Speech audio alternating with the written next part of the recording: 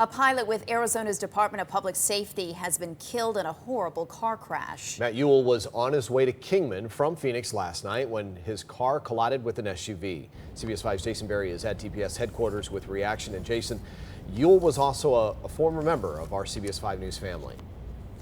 Yes, he was. He spent about 2 years flying our news chopper before taking a job with DPS. He made a lot of friends and saved a lot of lives. He just loves flying. Eric Tarr didn't just lose a coworker. He lost a close friend. When you go and you talk to the kids and the wife and you know them, it's unfortunate. The flight paramedic with Arizona's Department of Public Safety just got the news that the man he's been on dozens of search and rescue missions with was just killed in a horrible car crash. DPS pilot Matt Ewell was on his way to Kingman Tuesday night to fill in for another pilot when investigators say his car was hit head-on along Highway 93 near Wickenburg. He never complained at all. You know, I'd wake him up at 2 o'clock in the morning for a call, and he'd have a smile on his face. He's just one of those guys that enjoyed it. He really, truly enjoyed his work. One of the most memorable calls Ewell and Tarr had together was in February 2010, when the rescue team spotted a 3-year-old girl lost in the wilderness near Cordis Junction. The child had been missing for 14 hours overnight in the freezing cold.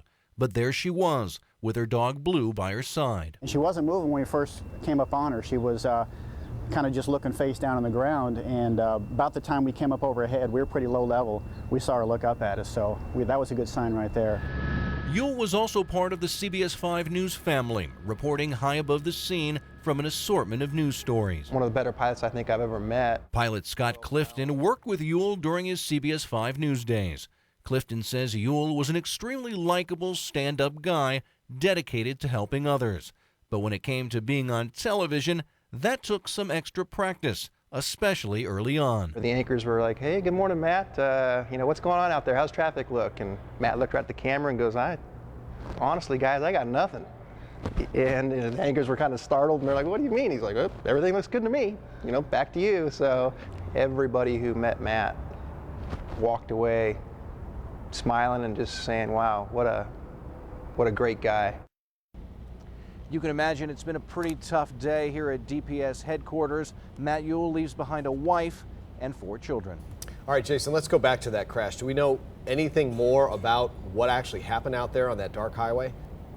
Well, I'm told that Ewell was actually heading north on Highway 93. Now, that section is just a 2-lane highway. It is very dark out there. Apparently, the SUV was coming south but moved into the northbound lanes, perhaps to pass some cars. That's when the vehicles collided. The driver and the passenger in the SUV were both killed as well. Reporting live in Phoenix, Jason Berry, CBS 5 News.